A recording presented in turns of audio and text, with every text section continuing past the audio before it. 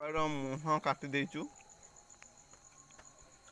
କାଟିକି ତା ଭିତରେ ଚାଳ ଫୁଟିକି ପୁରେଇକି ମାଛି ବାହାର କରିଦେଇଛୁ। ତାକୁ ଆମେ ଥୋଇଦେବୁ। କାଗଜ ଦେଇକିରି ହାତକୁ ସାବଧାନରେ ରଖିକି କାଗଜ ଦେଇକି ବାଣ ଫୁଟେଇବେ, ନହେଲେ କେତେବେଳେ ବି ଦୁର୍ଘଟଣା ଘଟିପାରେ।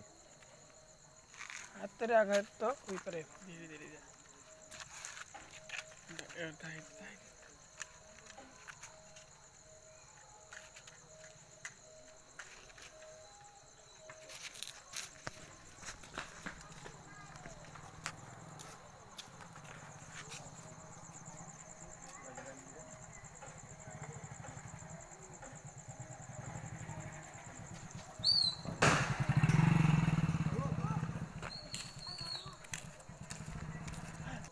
ଅବସ୍ଥା ଧୂଆଁ କେମିତି ବାହାରୁଛି ତା ଭିତରୁ।